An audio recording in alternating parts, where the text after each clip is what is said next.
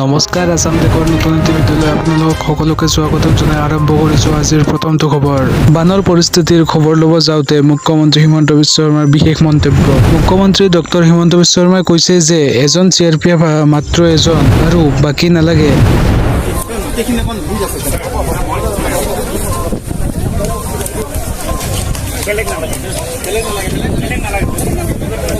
এজন CRPF আবাৰ হৈ যাব ৰান্না লাগে এজন CRPF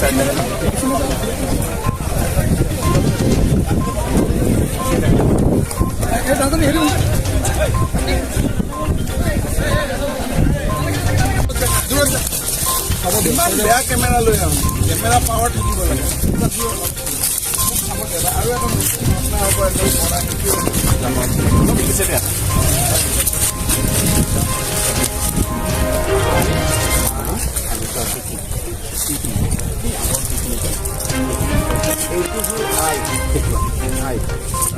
মানুহ কেনেকৈ আহিছে গাড়ী লেলি আহিছে ইয়াত লগ লাগিছে আৰু এইটো মানসৰ মৰা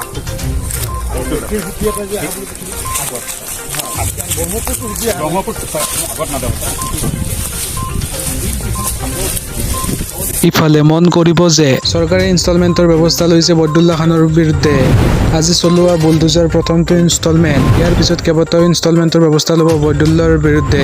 বদুল্লা খানৰ ঘৰত চলোৱা উদ্দেশ্যক লৈ মুখ খুলিলে মুখ্যমন্ত্ৰী ডক্টৰ হিমন্ত বিশ্ব শৰ্মাই। বদিউল্লা খানৰ যিমানখিনি কুস্তি আছে গোটেইখিনি পুলিচে পৰীক্ষা কৰিব। তেওঁ মানি লেণ্ডিং বিজনেছতো আছে, সুদত টকা দিয়ে যিটো আইনমতে দিব নোৱাৰে।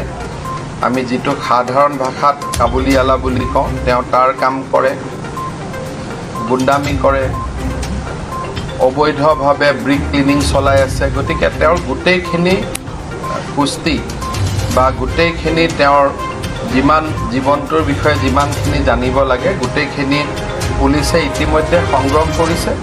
আৰু আজি যি হৈছে এইটো ফাৰ্ষ্ট ইনষ্টলমেণ্ট বেচিছত চৰকাৰে ব্যৱস্থা লৈ থাকে। এইবাৰ আহিছোঁ আন এটা গুৰুত্বপূৰ্ণ খবৰলৈ। ৰাজ্যৰ ছাত্ৰ ছাত্ৰীসকলৰ বাবে ভাল খবৰ। সেৱাই প্ৰস্তুত কৰিছে বিশেষ মোবাইল এপ। মোবাইল এপৰ জৰিয়তে পৰীক্ষা পাতিব শিক্ষা বিভাগে। এই মুহূৰ্তৰ ব্ৰেকিং নিউজ। সেৱাই কেইটামান নতুন মোবাইল এপ বনাইছে। আমি এইবাৰ কেইদিনমানৰ ভিতৰতে আমি পাব্লিকৰ কাৰণে ৰিলিজ কৰিম। মোবাইল ফোনত ক্লাছ 9-10 ষ্টুডেণ্টৰ কাৰণে বহু শিক্ষা উপলব্ধ হ'ব। ছাত্ৰ ছাত্ৰী বহু সময়ত বহুত পৰীক্ষা আমি পাতিম মোবাইল ফোনৰ এপ্লিকেশ্যনৰ জৰিয়তে, তথ্য প্ৰযুক্তিৰ জৰিয়তে আমি পৰীক্ষা পাতিম। গতিকে আমি ছাত্ৰ ছাত্ৰীসকলক শিক্ষা দান কৰাৰ ক্ষেত্ৰতো প্ৰযুক্তি আমি ব্যৱহাৰ কৰিম। প্ৰাথমিক শিক্ষাৰ ক্ষেত্ৰতো আমি প্ৰযুক্তি আমি এটা প্ৰযুক্তিৰ সহায় ল'ব বিচাৰিছোঁ যাতে প্ৰত্যেক শিক্ষক ছাত্ৰ ছাত্ৰীৰ লগত চৰকাৰখন আমাৰ ইয়াৰ পৰা এটা পোনপটীয়া যোগাযোগ হৈ থাকে ক'ত কি হৈ আছে। আৰু শিক্ষকজনৰো বহুত সমস্যা থাকে